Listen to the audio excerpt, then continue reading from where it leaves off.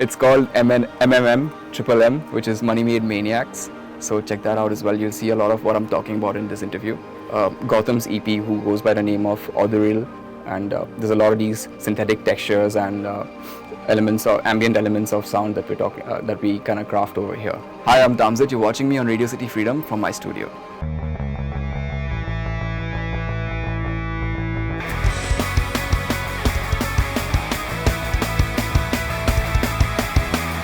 Hi, I'm Tamzid. I'm the head engineer and founder of Space Cat Studio. So I came to Bombay about 9 years back and came here to study audio engineering. And throughout my college life, my dream was to make this one studio in Bombay which would actually have an impact on the independent music industry.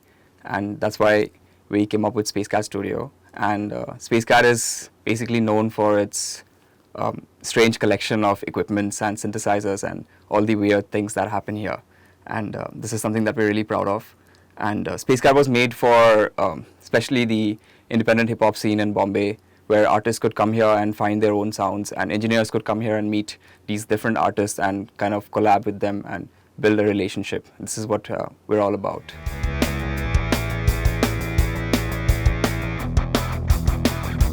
So at the very beginning, it was Mr. Gautam Hebbar and me, a colleague of mine, Mr. Gautam Hebbar. We started working together and producing music. And we had a very, very niche interest in synthesizers, which was at that time, this was about 4 or 5 years back, and we had just graduated from college, and we were very, very interested in finding out what we could do, and which is why we started collecting a lot of these things. And we had this band called Flex Machina, where we would make electronic music, techno, all sorts of electronica. And this was basically the room where it all started off. We had this one room built. I'm also an acoustic consultant, by the way, so I make studios around Bombay and other places in India. So this is one of my starting projects, which from where it all began. And this room is where we kind of wanted to make this room where we have all sorts of synthesizers, all sorts of audio processors, and a very, very powerful computer where we could, produce and arrange all of our tracks. And this is where it started off. Then we slowly built this one recording room. And initially, the idea for the studio was not to actually record artists, but just for us to be able to have this one space where we could come in every day and just vent out our emotions in terms of music and try and make as much music as we could. But there was this one time where I think Mr. Sahir Nawab, known by the name of Sahir, producer and singer-songwriter, he stumbled upon this studio through a friend. And then he saw it and he was mind blown. So then he wanted to bring his friends across. And this was, I think, again, around 4 or 5 years back. And he then went back home and he brought a bunch of his friends who were also singer-songwriter rappers. And then I think that was the point where people started recognizing what was happening in this space. And then where we had like this one tiny recording room, which is back there, and this room only. So we would then, about 4 or 5 months from that time, we had artists coming in to record. And then we were producing for a lot of these artists. And then they would record here. Then we would mix master and finish tracks for them. So this was like a very nice process at the start. Then I, over the last couple of years, also was very, very interested in mixing and mastering. And so I was able to work with these different artists that would come here. And I was able to meet these new people, which also helped a lot with my experience. So like I was saying, so a lot of people started knowing about the space. Once the space got really popular, we were almost booked like full days where we would have appointments with different people, different artists. It got really hectic, which is when we realized, before we even knew it, one day we realized, okay, what are we doing? We started off with something and now it's become like this real thing. And we had no clue how we got to a point where we were. And then the plan came in of expanding the studio because we were not able to handle the amount of work we were getting in. Obviously, it's because the people loved us and we also loved working with the stuff that we do. It was out of pure passion and love for music only. So we had to expand. So we built 2 more rooms, and that kind of is the current state of Space Cat right now, which is 2 studios running back to back together. And we're having either production in one of the rooms, recording in another room, or there's like multiple artists working at the same time. We also have these production camp / sessions where we have a beat being made in one of the other rooms, and then a recording being done in the same room, and then immediately after that the same beat is being mixed and a full track is being made in one single day. So that sort of a thing, which is really, really fun. Also apart from that, everyone here really loves to do something different, which is why, again, I'm coming back to the synthesizers, because that is what makes this place what it is. What makes this place special is because we're able to craft sounds that aren't really samples and stuff that not people have not heard before. And this is what we really, really crave for, making new sounds and making new sort of textures and sound designs which hit you in a different way. So that is something that you will see in a lot of our music and stuff that gets done here. And also in terms of mixing and mastering, I'm very, very fond of analog processors and hardware units and stuff like that. So that also has a large impact on what we do. But my main purpose of the studio was to bring in like industry level quality in terms of equipments to the people who are not able to go into such studios all the time. So making things more accessible, making good equipment more accessible to the people here. This was my main goal at the start, and I think I can finally say that I've been able to do that now, and I've been able to provide very, very good quality to the independent musicians around Bombay.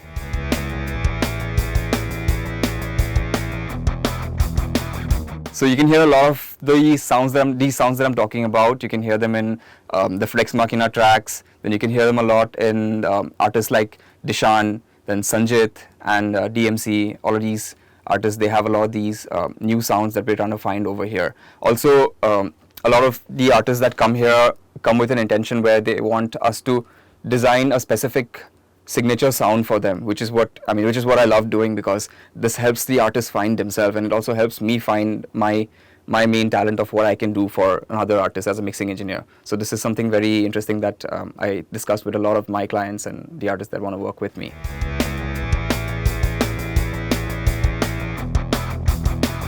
So I think about 2 years back, I met this rapper called Deepa, who goes by the stage name of DEEMC. So she and I met at a party, and we were discussing about how she wanted to have a better quality of sound, and then I was like, dude, you should definitely come and check out the studio and get your mixes done here. So when I did that, I was able to, obviously with a lot of back and forth, I was able to find this one sort of a sound for her which she really loved, and obviously going to a lot of references. So finally we stumbled across a tone and a specific set of sounds that we liked, and you can check that out in her new EP, which just released like a couple of days back. It's called MMM, which is Money Made Maniacs. So check that out as well. You'll see a lot of what I'm talking about in this interview in that. Also, you'll see a lot of these different tones and textures in Gautam's EP, who goes by the name of Audiril. And there's a lot of these synthetic textures and elements of ambient elements of sound that that we kind of craft over here.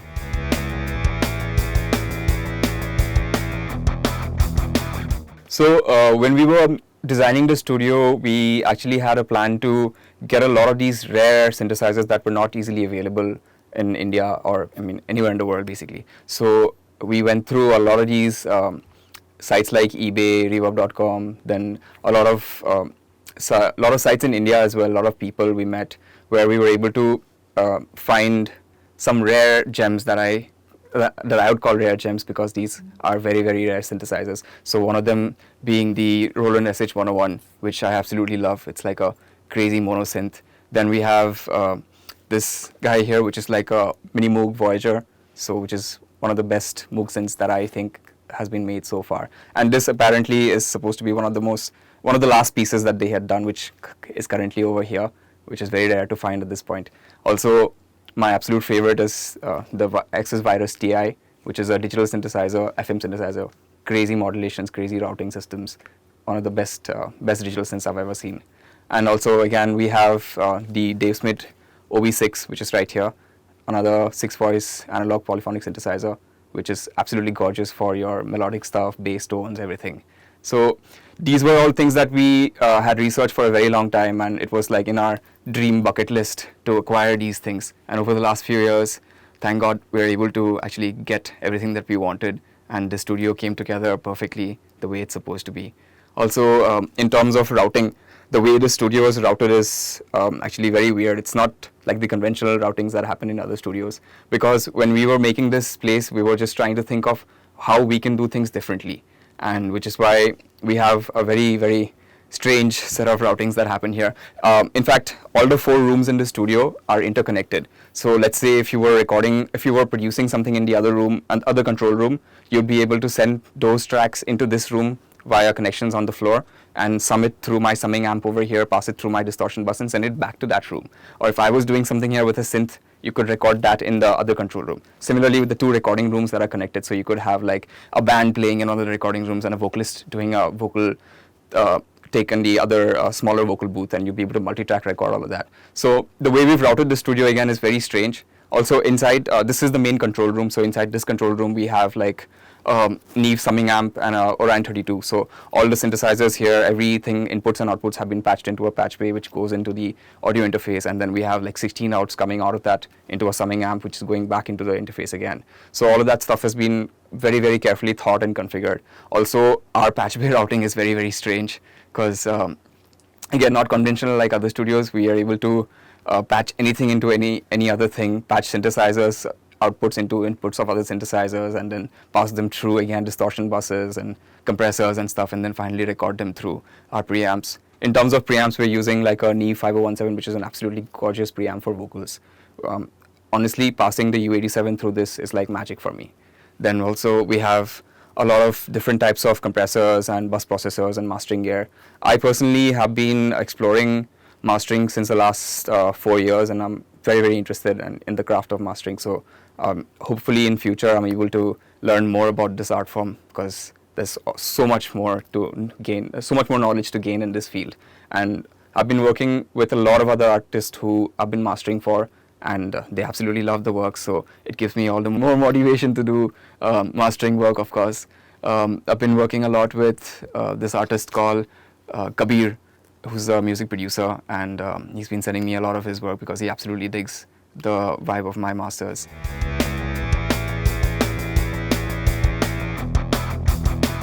So when I started working in Spacecat with different people, my only interest in music was electronic music at that time. And it's funny how over the last few years I was so inspired by all the people that came here that my entire taste in music kind of morphed. And right now, I would say it's the people that came here that kind of motivated me to do this and turned me into what I am at this date, which I think is pretty cool, because I started writing songs over the last 2 years. I've been writing songs of my own, which again is inspired by a lot of people that have come here and a lot of people that I've become friends with through this place. And since then I've been making my own music, and I've also been writing my own songs, and I plan to release them in the next few months. And yeah, I can show you something that I have made here. It's like an intro track from my album, which has used most of the things that are there in this space. Again, the signature sound that you would hear in my music would be again all of what Spacecat has, and all the equipments and synthesizers that are over here. So this is something that I had done over here.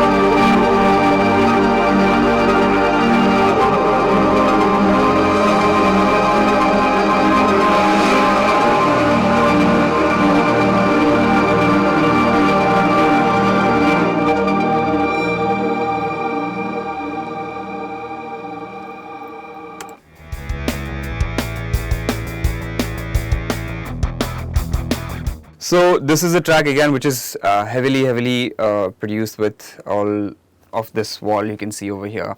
I kind of started off this track actually as a, so what I did was I took a vocal export from one of my other songs and I passed it through a granular synthesizer and was able to create these drones from tiny grains that I got from this vocal chop.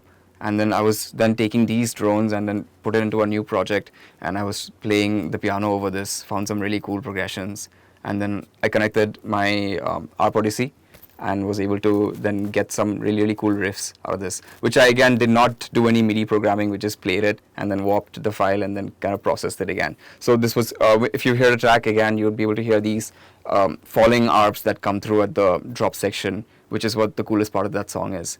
And yeah, again, a lot of these pads have been done from the OB, and some of the arps that you hear at the end are from the Moog Mother 32, which we then programmed through the computer again, and was able to get a lot of these crazy beautiful sounds.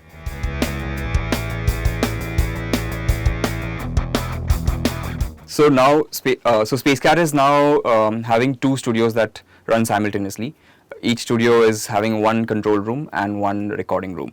Now again, these rooms are not specific because any room can be patched to any other room, which is why we don't have them as a pair. But generally, it's always this particular room, which is Studio B, working with the adjacent room on the other side, which is the live room, and then Studio A, which is right at the outside, is connected by default to the vocal booth, which is on the left side of this door. Thanks for watching. Please like and subscribe to Radio City Freedom on all social media platforms. Radio City.